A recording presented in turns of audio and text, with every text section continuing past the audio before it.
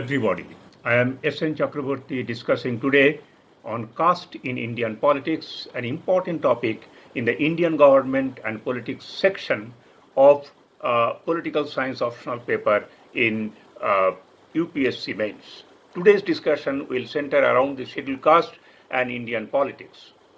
Caste doesn't mean the scheduled caste only. It includes also higher caste, OBCs, and other oppressed castes not yet included in the list of the scheduled caste. The higher caste domination has been evident in almost all the major parties in India like Congress, BJP, and the left parties. Ancient Bharatiya society had castes, but it had different meaning and implications. During the medieval period, the caste system, along with institutionalization of religion, became a permanent feature of the social system.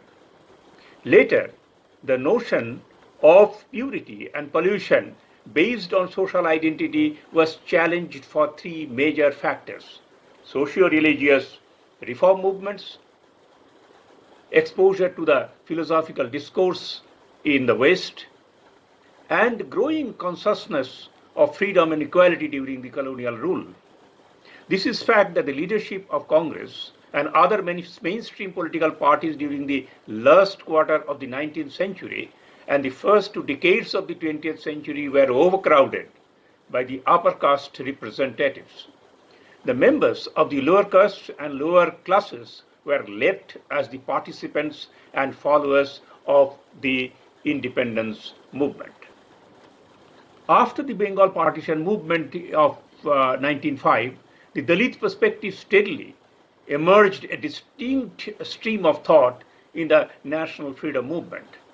The leaders of the oppressed castes started organizing them in various social organizations and political parties. Justice Party of C.N. Mudaliar can be cited as an example. In 1925, E.V. Ramaswamy Naikar, Dravida movement, also known as Periyar movement against the Brahminic order in society, eventually led to the formation of the Dravida Kajagam Party in 1944. Subsequently, Dr. B.R. Ambedkar established a Dalit perspective very firmly in Indian national movement with different perspective of freedom, social justice, and participation in government's decision-making institutions since 1925-27, around from that time. As far as political significance is concerned, Indian politics has influenced caste as much as caste has influenced Indian politics. Most burning example is, of course, incorporation of equality in the Constitution as a fundamental right and abolition of untouchability. These have far-reaching impact on politicization of caste-based politics. Similarly, growing voices of the oppressed caste as championed by Dr. Ambedkar had influenced on the Constitution also. Caste has influenced Indian politics mainly by ideologically, structurally, operationally, and on policy matter. Among the major factors, there are constitutional provisions, government policies, and emergence of coalition governments, both at the center and the states, are, of course, important. In the process, identity politics in India has in many ways trumped development politics.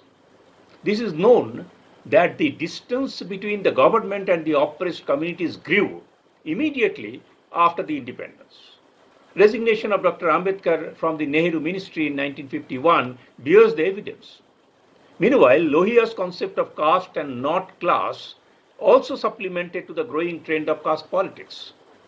As government policies after independence focused on rapid industrialization and modernity, the oppressed caste primarily depending on agricultural and unorganized sectors have experienced economic deprivation combined with social discrimination and political marginalization.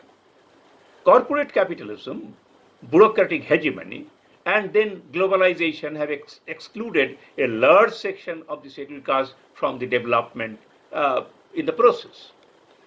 The Dalits were disappointed with the Indian state on which they had relied so much earlier. Instead of depending on the government managed by the high caste parties, the poor and socially marginalized sections started reorganizing themselves on the basis of caste identities. Pratap Bhanu Mehta viewed it as caste politics is the triumph of politics over caste. From late 1970 onward, India has witnessed emergence of caste-based national and regional parties almost across the country and even formation of various governments by them. Caste and sub-caste identities became important both in Indian politics and winning the elections. Christopher Jeffrelat concluded that the 1967 election was a milestone for the growing assertiveness of low caste leaders. It changed the character of Indian politics. After liberalization in 1990s, India adopted a more capitalist path of global development where even open competition based on skill and capability became crucial for survival. Though in a very slow way till date, but developmental issues, of course, in various ways, has overshadowed the influence of caste in electoral behavior in recent elections. Delhi, Odisha, West Bengal are examples of it. Caste mobilization has certainly changed Indian politics positively in multiple ways, but it has negative impact too. Many critique the governments, they said that the governments by the Dalit parties also had not implemented radical policies to transform the basic foundations on which the caste divides in India sustain and survive through ages. The aim of the makers of the constitution was to establish India as a secular, socialist and democratic republic. In reality, caste politics exists as a permanent feature of Indian politics. That may be sad. Thank you very much.